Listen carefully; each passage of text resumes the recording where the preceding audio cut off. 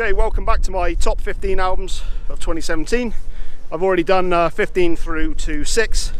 So, as you probably already noticed from the title of the video, my number 5 pick of the year is Devil Is Fine by Zeal and Ardor. Now this is one of the surprise hits of this year, if you can call it that.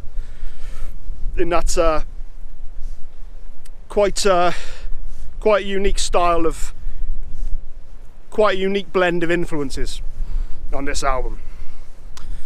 It's only the actual album itself is only about 25 minutes long, but it is classed as an album. Zeal and Ardor is the brainchild of Manuel Gagnow. I'm not sure if I'm pronouncing that right, but that's how I read it. Who is a African-American, Swiss-American. Prior to this, he was in a chamber pop act called Bird Mask. I believe they did some experimentation with different styles of music, and I haven't actually checked that out yet. Maybe I should have done before doing this review. But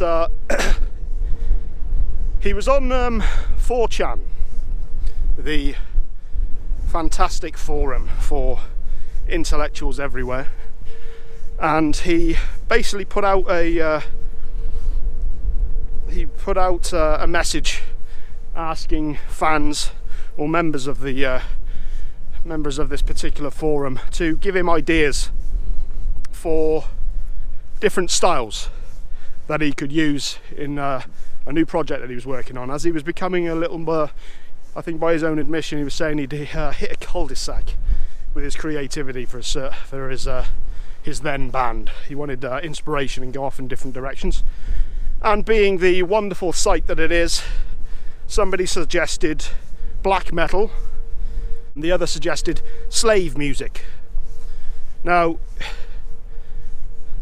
due to the fact that he's of African American descent, it was pretty obvious that these remarks were intended to offend. But to Manuel's eternal credit, rather than let this get to him and engage in antagonistic behaviour, he actually decided the bigger fuck you to them would be to actually take these suggestions and make good songs out of them, which is what he did. And that's where you have Devil Is Fine, the debut album from Zeal and Ardor, which combines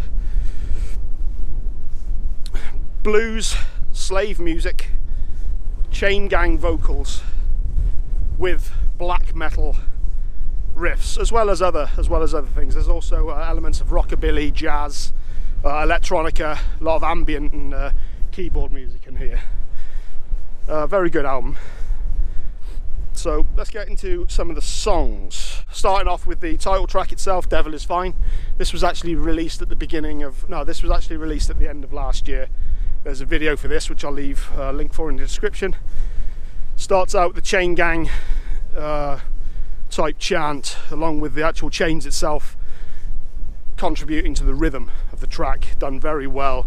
There's a very subtle use of black metal tremolo picking on the guitar as well, as there is throughout the album. Considering how aggressive this style of guitar is, I was kind of quite surprised, pleasantly surprised as well, how kind of it doesn't necessarily take over the track, which I think is a good thing. He's actually used it to enhance the track as opposed to overpower it. Next off is In Ashes, which kicks off with a much more black metal tempo from the off, and some more traditional shrieking from that genre from Manuel. Again, slave chanting, some actual proper singing from Manuel. I think I'm gonna have to go back this way. Black metal tremolo picking, great drumming, very catchy song, really catchy song. Peppered throughout the album are 3 tracks: Sacrilegium 1, 2 and 3. Now each one of these pieces are instrumental, and they have a kind of childlike dream quality to them, using all sorts of ambience, keyboards, synthesizers. I think one of them's got glockenspiel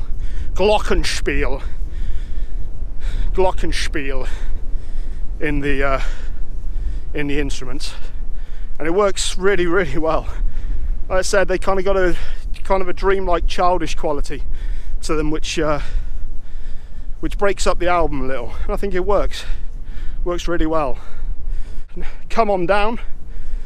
This is the first one to feature the real guttural, raw style that you find in a lot of black metal, and it also features a lot of more melodic singing, plenty of double bass, kick drums.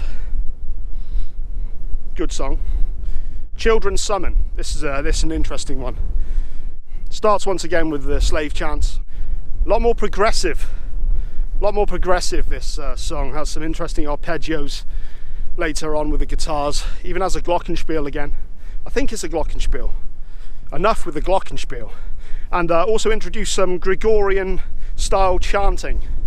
That sort of monk, eerie, ominous, dark chanting, which works really well in the track, sits really well in the track. Really good song.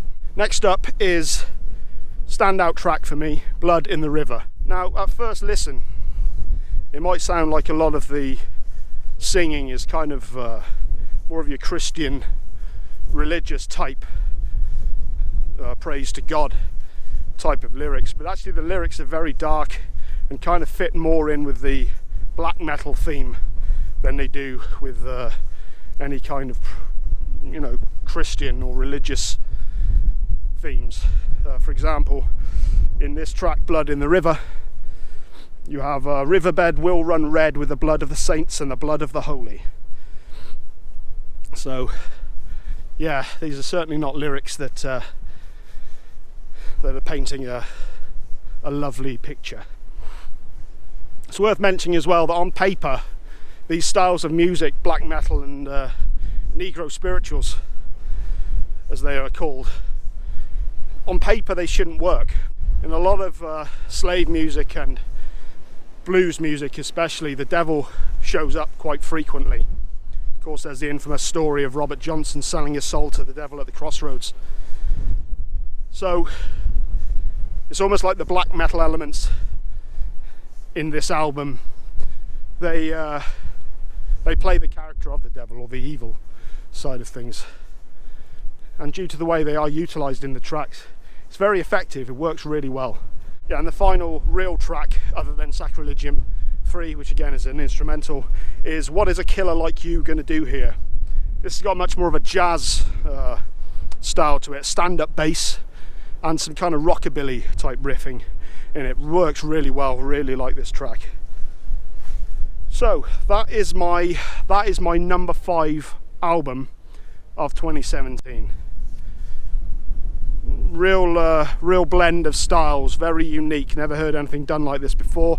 As I stated earlier, these sort of styles shouldn't, on paper they shouldn't meld together as well as they do, but it actually makes perfect sense. It works really well. So I'm really interested to see what this guy does in the future. Can't wait to hear what he releases next. This is definitely one to watch. So that's number 5 for my top albums of 2017. If you haven't already, like and subscribe. Leave a comment. Do you want me to review any of the other albums from this year? Let me know what your favourite albums of the year are. Also check out my playlist at Spotify. Free to Be Who I Be on Spotify, as is all my other social media. Watch out for number 4 of my albums of the year. See you next time.